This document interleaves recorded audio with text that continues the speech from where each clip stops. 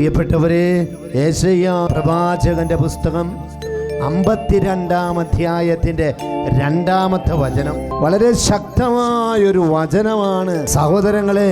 കർത്താവ് ഇന്ന് നമ്മളോട് പങ്കുവെക്കുന്നത്, ബന്ധനസ്ഥയായ ജെറൂസലേമേ, പൊടിയിൽ നിന്ന് തട്ടിക്കുടഞ്ഞെഴുന്നേൽക്കുക. ബന്ധനസ്ഥയായ സിയോൻ പുത്രി, നിന്റെ കഴുത്തിലെ കെട്ടുകൾ പൊട്ടിക്കുക. പ്രിയപ്പെട്ട സഹോദരങ്ങളെ, ഇന്ന് ജീവിതത്തിന്റെ ഏത് മേഖലയിലാണ് നീ ആയിരിക്കുന്നത്? ദുശീലങ്ങൾക്ക് അടിമപ്പെട്ട് കിടക്കുന്ന ഒരു വ്യക്തിയാണ് നീ. തടക്കദോഷങ്ങളുടെ ബന്ധനത്തിലാണോ നീ ഇന്ന്? തിന്മയുടെ അന്ധകാരത്തിന്റെ പിടിയിൽ നീയും നിന്റെ കുടുംബം പെട്ടുപോയോ? ഇതാ കർത്താവിന്റെ കരം നീ കാണണം. കർത്താവിലേക്ക് നീ തിരിയണം.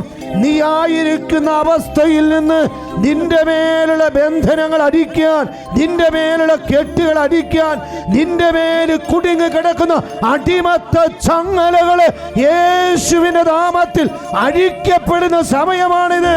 കർത്താവ് നമ്മളെ വലിയ ഒരു വിമോചനത്തിലേക്ക്, വലിയൊരു രക്ഷയിലേക്ക് കർത്താവ്, പ്രിയപ്പെട്ട മകനെ, മകളെ, നിന്നെ പിടിച്ചുയർത്താൻ കർത്താവ് ആഗ്രഹിക്കുക.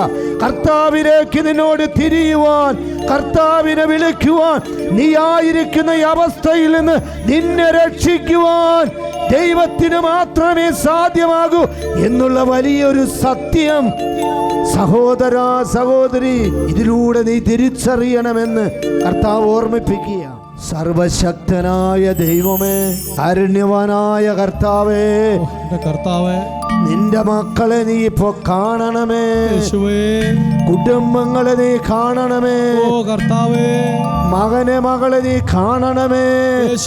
പലതരത്തിലുള്ള ബന്ധനത്തിൽ കെട്ട്, പലതരത്തിലുള്ള അടിമത്തത്തിൽ പെട്ട്, പലതരത്തിലുള്ള പൈശാചി ആധിപത്യത്തിൽ പെട്ട് കഴിയുന്ന മകന്റെ, മകളുടെ മേലുള്ള സകല ചങ്ങലകൾ യേശുനാമത്തിൽ വിട്ടടിയട്ടെ. ബന്ധനങ്ങൾ വിട്ടടിഞ്ഞു മാറട്ടെ. അടിമത്ത ചങ്ങലകൾ വിട്ടുവപ്പിക്കപ്പെടട്ടെ. ഇപ്പോഴും എപ്പോഴും എന്നേക്കും. ആമേൻ. ആരാധന, ആരാധന, ആരാധന, ആരാധന,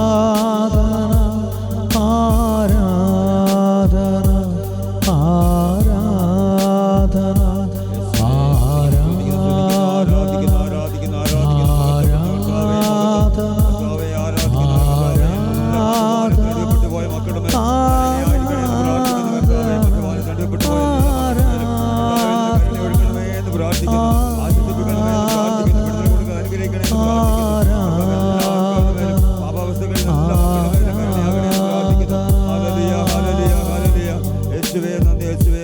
യേശുവേ ആരാധന.